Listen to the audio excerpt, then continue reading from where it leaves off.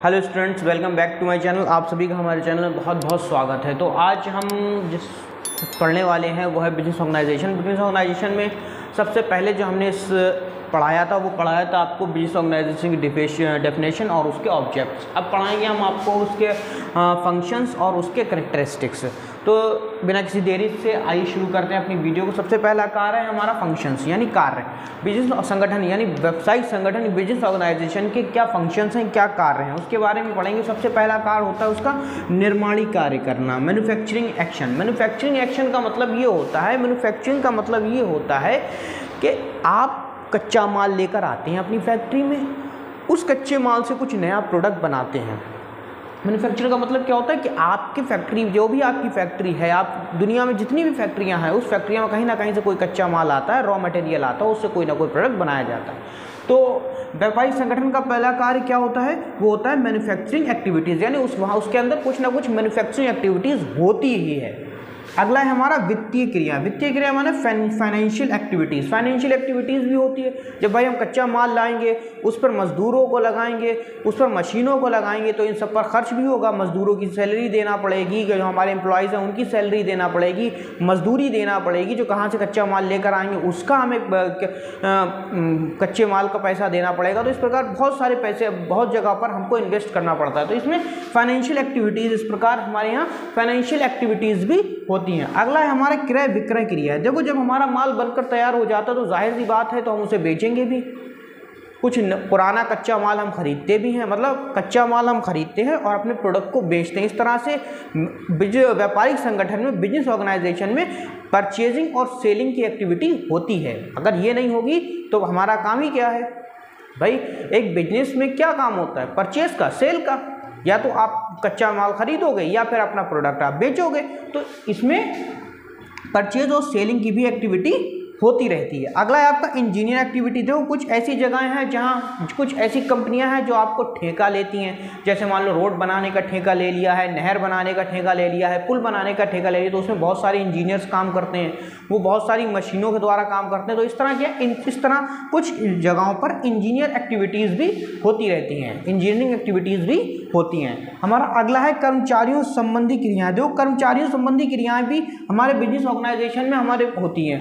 व्यापारिक संगठन में कर्मचारी संबंधी क्रियाएं भी होती हैं। अब व्यापार में कर्मचारी संबंधी क्रियाएं क्या होती हैं? आप कर्मचारियों को अपने यहाँ रखेंगे, एम्प्लॉयज़ को अपने यहाँ रखेंगे, उनको सैलरी देंगे, उनको काम देंगे, वो आपका काम करेंगे। इस तरह से बहुत सारी क्रियाएं होती हैं। अगला है लेखांकन क्रिया, लेखांकन एंड कार्यालय क्रिया। देखो, लेखांकन और कार्यालय क्रिया, लेखांकन का मतलब होगा तो अकाउंटेंसी। भाई, जब आप कोई ना कोई काम करेंगे तो जाहिर सी बात है उसका अकाउंट भी तैयार करेंगे, और उसका अकाउंट तैयार करेंगे तो उसके अकाउंट के लिए आपको अकाउंटेंट रखना पड़ेगा। इस तरह क्या है, आपको अकाउंट की भी क्रियाएं वहाँ होती हैं, लेखांकन की क्रियाएं वहाँ पर होती हैं। अगला है आपका ऑफिस यानी कार्यालय। देखो, जो अकाउंटेंट होगा उसको बैठने के लिए ऑफिस भी चाहिए होगा।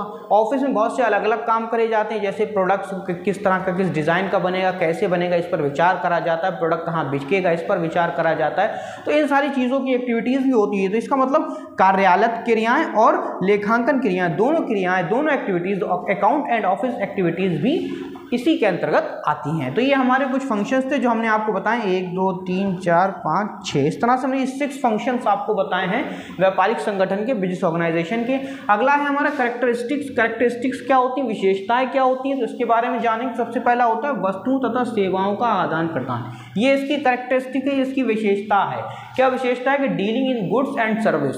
देखो, बिजनेस की ये एक विशेषता है, क्वालिटी है। क्या है कि उसके अंदर क्या क्रियाओं के अंदर वस्तुओं तथा सेवाओं का आदान प्रदान होगा। आप हमारे बिजनेस में आएंगे, लगेंगे, आप हमें सेवा देंगे, अपना जो आपने काम आता है वो काम हमारे यहाँ करेंगे, हम आपको सैलरी देंगे, हमारा जो प्रोडक्ट बनकर तैयार होगा वो हम किसी दूसरे को बेचेंगे। तो इस तरह वस्तुओं का और सेवाओं का आदान प्रदान होता है। Dealing of goods and service, goods और सर्विस की डीलिंग होती है, आदान प्रदान होता है। अगला है लाभ प्रेरणा। दूसरा क्या कार्य विशेषता इसकी है कि बिजनेस की दूसरी विशेषता यह है कि उसमें लाभ प्रेरणा होती है, यानी प्रॉफिट मोटिव। बिजनेस करने का पहला और फर्स्ट मोटिव यही होता है कि वो क्या करते हैं, लाभ के लिए बिजनेस करते हैं, फायदे के लिए बिजनेस करते हैं। अगर आपको आपके बिजनेस में फायदा नहीं होगा तो आप बिजनेस क्यों करोगे? बिजनेस करने का फर्स्ट और पहला मोटिव क्या होता है कि मुझे कुछ लाभ मिले, कुछ प्रॉफिट मिले। अगला प्रतिफल की अनिश्चितता।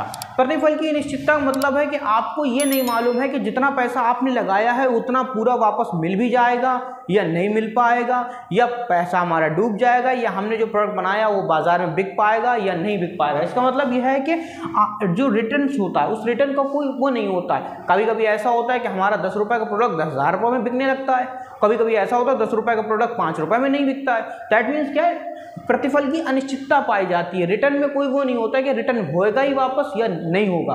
अगला है जोखिम तथा भावी सफलता के तत्व। जोखिम, देखो व्यापार करने में सबसे पहला चीज क्या है, रिस्क है ना।